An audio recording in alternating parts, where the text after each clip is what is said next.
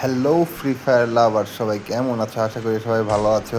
তো আজকে তোমাদের মধ্যে আমি আসলাম কিছু গুরুত্বপূর্ণ কথা বলার জন্য, যেগুলা অবলম্বন করলে, এই কথাগুলো অবলম্বন করলে পারে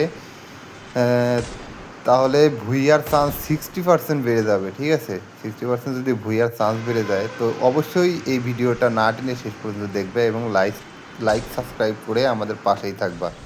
চলো ভিডিওটা শুরু করা যাক।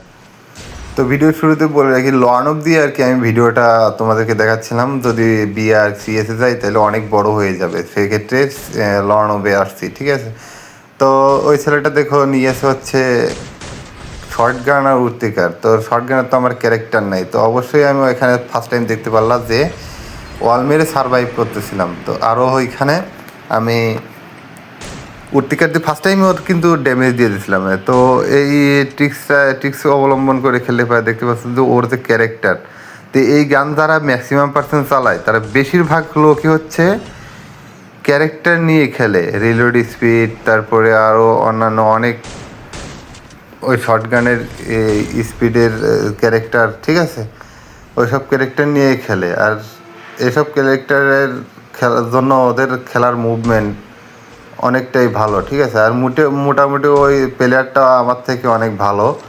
তো যতই ভালো হোক, যদি ট্রিক্স লাগায় ভালোভাবে খেলতে পারো তো অবশ্যই তোমার ভুইয়ার চান্স 50 থেকে 60% বেড়ে যাবে। তোমার মানে মোটামুটি গেম প্লে তো আছেই, তারপরেও 50 থেকে 60% বেড়ে যাবে। ওই যে ক্যারেক্টারগুলো নিয়ে আসছে সম্পূর্ণ রাশ ক্যারেক্টার। ঠিক আছে, সম্পূর্ণ রাশ ক্যারেক্টার। আমার শুধু এই স্পিড ক্যারেক্টারই, স্পিড অ্যাক্টিভ স্পিড ক্যারেক্টার। আর যদিও বা ওগুলাও রাশের মতো, ঠিক আছে, তারপরেও ওর কাছে আর ওর টুভমেন্ট সব কিছুই বেশি। ও এইগুলাতেই প্র্যাকটিস করে। আর আমি তোমাদের সাথে শুধু একটা ভিডিও বানানোর ক্ষেত্রে আর কি এই দেখাইতে আসছি। ঠিক আছে, তো আমি দেখতে পাচ্ছি যে কাবারে ওই সময় কিন্তু কাবারে এই একটা ম্যাচ, 2টা ম্যাচ জিতে নিয়েছি। ওর শর্ট গান ক্যারেক্টার থাকা সত্ত্বেও আমি একবার ক্যারেক্টার দিয়ে ওরে মারি দিছি, আবার এই উইনচেস্টার নিয়েছি, আমি উইনচেস্টার দিয়ে ওরে মারছি।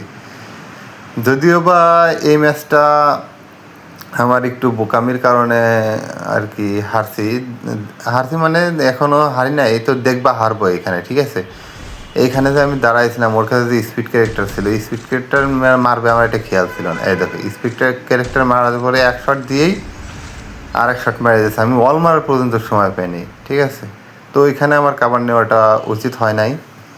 অ্যান্ড এবার হচ্ছে নিবে ম্যাক্স 7, যেহেতু শর্টগান ক্যারেক্টার নিয়ে আসছে ভাই, শর্টগান ক্যারেক্টার নিয়েছে ম্যাক্স 7 নিয়ে কীরকম, আর তারপর স্পিড ক্যারেক্টার কীরকম জ্বালা দেখবা। ঠিক আছে, তো শর্টগান নিয়েও আসছে। দেখো ও শর্টগান প্রথম ফুল ড্যামেজ দিয়ে দিয়েছে আমার। ফুল ড্যামেজ দেওয়ার পরে আমি ভাবলাম যে ওর তো নিচে আর কি মারি, গ্রেনেড মারি, কিন্তু গ্রেনেড মারতে গিয়েই ও এসে আর কি মারি দিল। ও আর মিডিও করেনি। এ তো ভালো একজন প্লেয়ার। তো মনে করো যে হাই লেভেলের প্লেয়ার আর কি, আমি লো লেভেলের প্লেয়ার। একেবারে লো না, মিডিয়াম, আর ও হাই লেভেলের। তারপরে ওর সাথে আমি টক্কর দিতেছি। ঠিক আছে, তো দেখতে পাচ্ছ এই দেখো ওয়াল মেরে, ওর ওয়ালের পার্ট দিয়ে চলে আসছে তার মারে, স্পিড ক্যারেক্টার ওটা মেরে। ঠিক আছে, তো এটা কিন্তু একটা ক্যারেক্টার, মানে সুন্দর ব্যবহার একদম।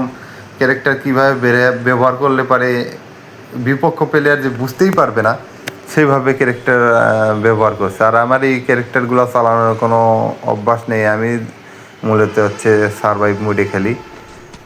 তো ও যেহেতু ওইভাবে মারছে, তাহলে ওকেও ওইভাবে মারবো। আসলে একজন দেখেই কিন্তু আরেকজন শেখে। ঠিক আছে, তো আমি কিন্তু এবারে MP40 নিছি, ওর সামনে ক্যারেক্টার মেরে দিছি এবং হেডশট।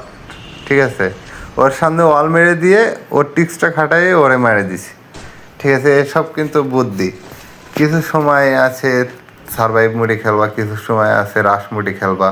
ঠিক আছে, তো এটা কিন্তু খেলার অংশ।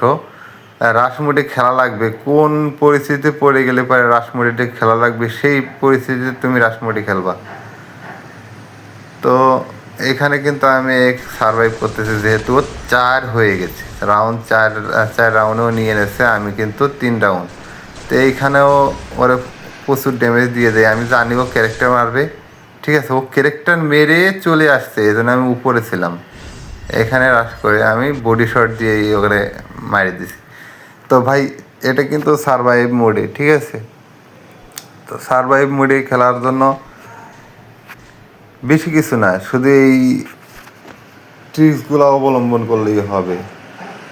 তোমার কাছে লুট যদি কম থাকে, তুমি আলাদা জায়গায় নেমে একটি ভালো জায়গায় থেকে লাস্ট পর্যন্ত সারভাইভ করো। এমন টাইম আছে যে তোমার বিপক্ষ প্লেয়ারগুলা 2 জন 3 জন মিলে এরকম 2 গ্রুপ ধরে মানে রাশ করতেছে, সেই সিস্টেমে তুমি লং থেকে কিংবা যেভাবে হোক তুমি কিল নিতে পারবা, এবং লাস্ট পর্যন্ত প্লেয়ার কমে গেলে পারে তুমি ভুয়াও নিতে পারবা, ঠিক আছে।